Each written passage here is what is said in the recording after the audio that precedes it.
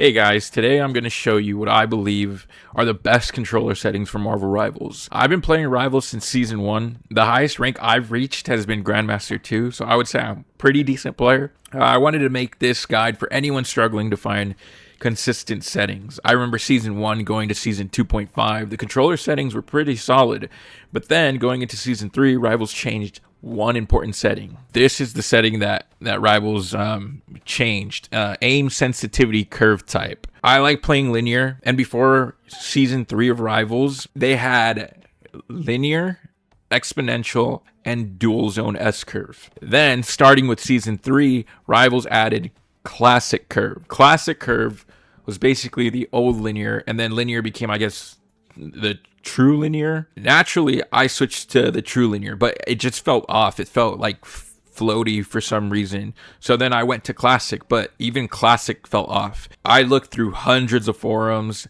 and some people said it felt the same, and some said it felt different. And I kid you not, it took me months of just messing with my settings, trying literally everything to fix my aim. The worst part was the inconsistency. Some days my aim felt great, and other days I was just complete ass. So just to help anyone who might be going through the same issues that I had, I made this settings guide, so let's get into it. I just want to let you guys know that I do use a Scuff Valor Pro controller for Xbox. I use 2 out of the 4 back paddles, one for jumping and the other one for pinging. I'm just mentioning this because the Scuff is pretty good at dealing with stick drift. You probably learned that the linear setting in Rivals, it has some pretty bad stick drift just on its own. Even if like a new controller, I once bought a new controller and it was already stick drifting, just for me putting on linear curve settings. So just letting you guys know that. Okay, with that out of the way, I'm just gonna get into the settings. I'm basically gonna go down the list and explain why I have each setting the way I have it and what the setting does. So the first setting we're gonna be looking at is horizontal sensitivity and vertical sensitivity. You might notice that they're pretty low, and the reason being is I suck when it comes to tracking or keeping the reticule on a character when I have fast sensitivity. So I like playing with a lower sensitivity, but there is another setting that'll help with this setting. So stick around and I'll tell you about that when we get to it. So the 90 and the 52 aren't random. I don't know exactly how to explain it, but I'm going to put a link in the description to a website that better explains it. Basically, you have to take your horizontal sensitivity, whatever sensitivity you use, and you times it by this number that I'm putting up on the screen. And then you round up to the nearest 10th or something like that. And what this is going to do is basically looking up, down, left, right, it's going to feel the same. It's going to be like 1-to-1. So yeah, that's what that does. Again, I'll put the website link in the description so you guys can look at that yourselves. The next is going to be aim sensitivity curve type. I like linear. You can try this with other curve types, but for me, linear is the best because with linear, how far you move the stick is where you're going to aim, basically. It's just 1-to-1 with it. There's no like ramp up time to like your aiming and stuff like that. It's just 1-to-1. So linear curve is my favorite, my go-to. Okay, then we go down to eye gaze targeting minimum input dead zone. This is basically the dead zone for your controller. So if you're not moving your stick and the reticule starts going like something like this, then you got to put this setting up.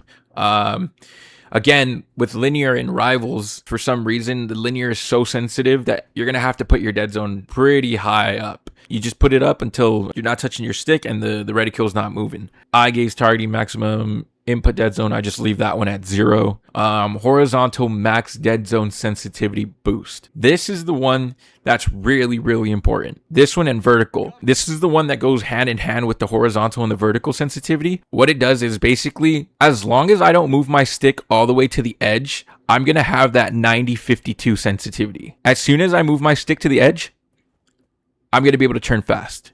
It's going to boost it.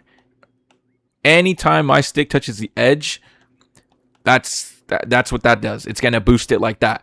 And the reason I like it is because, like I said, I suck at aiming when it's really, really fast.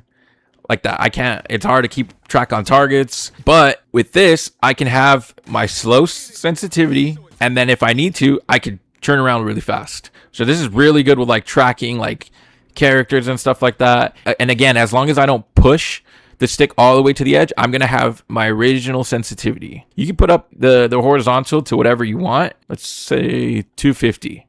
All right. And then I have the 250 sensitivity as long as I don't push it. And then as soon as I push it all the way to the edge, that's when it's going to kick in that boost. So these two are the most important settings, in my opinion. This is what's going to make it feel like a PC. Honestly, when I put these settings, it became so much easier to just track like dives and stuff like that. It's easy. And then I still have, again, the control. As long as I don't push the stick all the way to the edge, I still have the control. So yeah, for like characters like Cyclops, any like hit scans, I'll do 90-52. Anyone that's more like melee, like say the Thing, I'll do 150-84. Again, doing the equation, and then you're gonna see like it's a little bit faster. So with like the melee characters, I kind of go a little bit faster because you don't really need that fine aim, you know? So yeah, but that's, to me, that's like one of the most important settings. You do have to like kind of get used to it, but once you do, man, it's a game changer. Okay, so the next setting is max dead zone latency response time. Keep that at 0. Max dead zone response time, just keep it at 30. I don't touch this one. These I don't touch. Aim assist window size, I bring it down all the way to 1, because from my understanding, say you're looking at this bot right here, picture a box around this bot. The higher you do the setting, the bigger the box. So the aim assist will start kicking in. Say you have it like at 100, it's going to kick in like right here, and then the aim assist will kick in. I set it to 1 because then it basically is the silhouette of the character. That's to my understanding. So it won't kick in until like I'm on the character.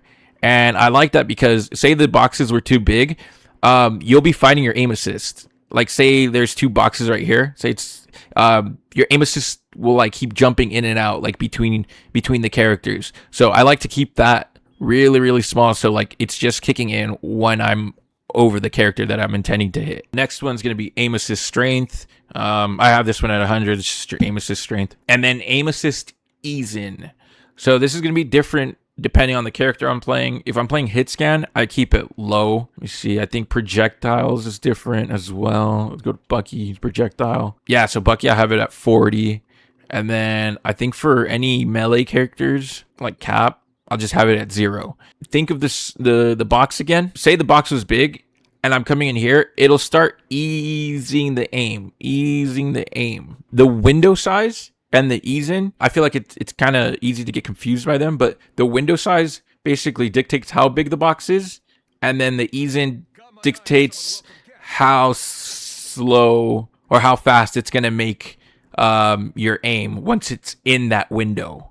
That's what that's doing. So again, for hit scan, I like to keep it low. That way it doesn't really affect my aim much. With melee, I like to keep it at 0 because then it won't affect at all. Projectiles, I feel like it helps with tracking of the projectiles a little bit better. But yeah, you can kind of mess with these settings. These aren't really like set in stone. Like you could kind of like mess with them depending on the character. Like I have Cyclops as a 5, but Punisher as like 15. So this one you can kind of mess with it. Okay, and then disabled aim assist at max dead zone, didn't touch that. Close range aim assist, I put this one on. Some people don't. I mean, this one again, preference. I just like having it on. Character movement input dead zone. So this is going to affect your left stick. I like to keep it at 5. Again, if you're having drift issues, bump it up. If not, I would personally keep it at 5. I know the game recommends, what is this, like 20, but again, this one's dependent on your stick drift. And then character movement max input dead zone, 0. I didn't mess with that. And that's pretty much it. I mean, the only other setting that I kind of have on is allied health bar is always on for every character, not just healers. That way I can tell when my teammates are dying. It's good to know, just so you don't take a health pack. You know, if someone's dying, you're pretty much full health. You take the health pack, now they're just, dead or whatever. But yeah, other than that, those are my settings. But yeah, again, the key setting here is the sensitivity boost. Again, if you're like me and you struggle to aim with the high sensitivity, you could still keep your horizontal and your vertical low and still turn on people. So it kind of gives you like the best of both worlds. It does take some time to get used to, but man, once you get used to it, it's really a game changer. That's my settings. Let me know how they work for you. If you like them, if you hate them. Hopefully it does help you guys be a little bit more consistent, because again, like I said, that was the worst part, the inconsistency. I would hop on the game. Sometimes I would it'd feel different every single time. Like sometimes there was good days, sometimes it was bad days. I just hated that. With these, it feels like just any other game, just you hop on the game and you got your shot. So yeah, just let me know. Thanks for watching.